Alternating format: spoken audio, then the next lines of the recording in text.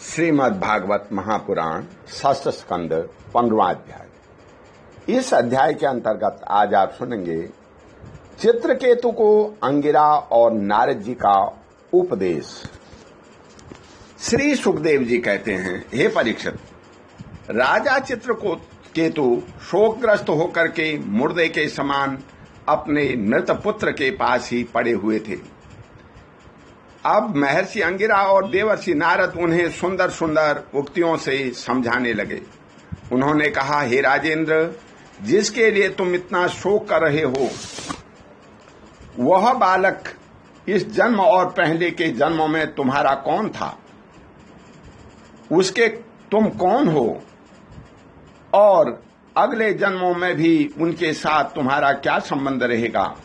जैसे जल के वेग से बालू के कण एक दूसरे से जुड़ते और बिछुड़ते रहते हैं, वैसे ही समय के प्रवाह में प्राणियों का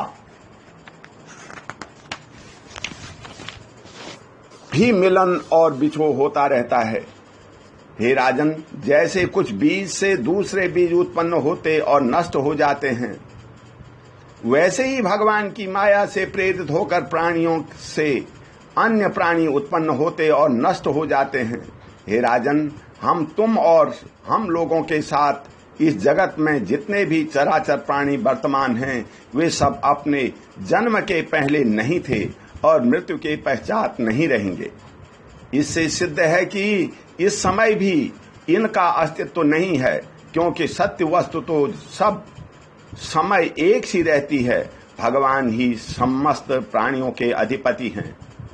उनमें जन्म मृत्यु आदि विकार बिल्कुल नहीं हैं। उन्हें न किसी की इच्छा है और न अपेक्षा। वे अपने आप परतंत्र प्राणियों की सृष्टि कर लेते हैं और उनके द्वारा अन्य प्राणियों की रचना, पालन तथा संहार करते हैं।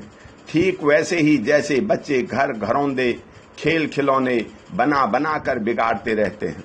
हे परीक्षित, जैसे एक बीज से दूसरा बीज उत्पन्न होता है, वैसे ही पिता के देह द्वारा माता के देह से पुत्र की देह उत्पन्न होती है।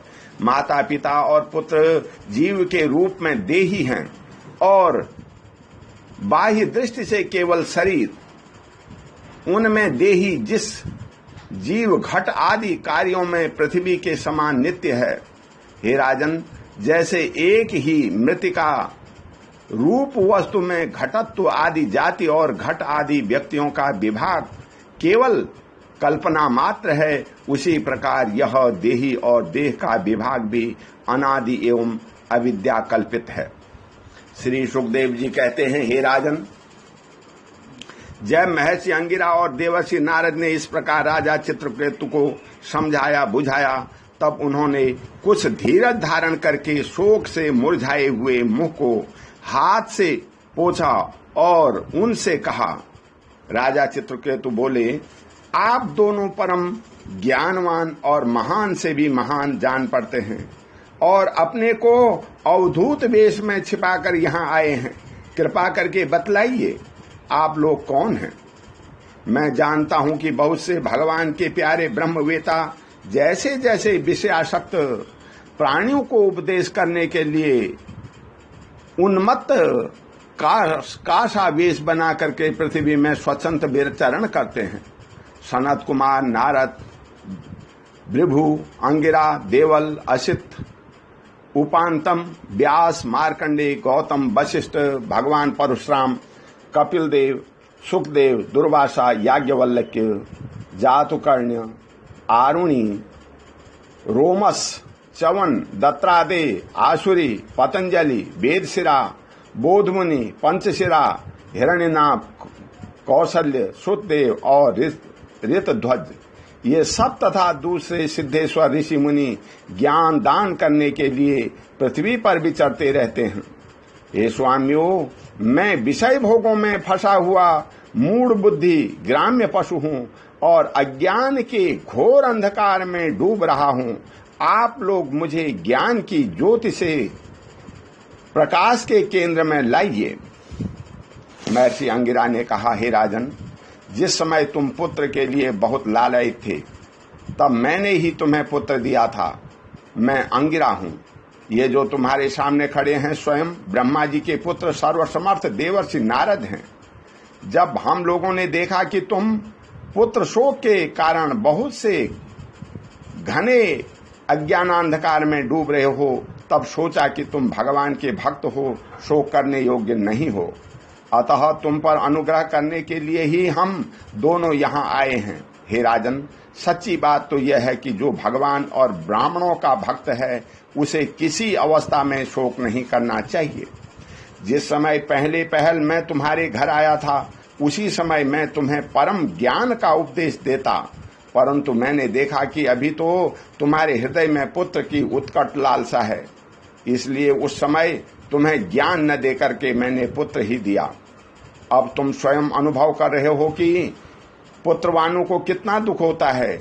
यही बात स्त्री, घर, धन, विविध प्रकार के ऐश्वर्य, संपत्तियां, शब्द, रूप, रस आदि विषय, राज्य, वैभव, पृथ्वी, राज्य, सेना, खजाना, सेवक, अमात्य, सगे संबंधी, इष्ट मित्र सबके लिए हैं, क्योंकि ये सब के सब अनित्य हैं।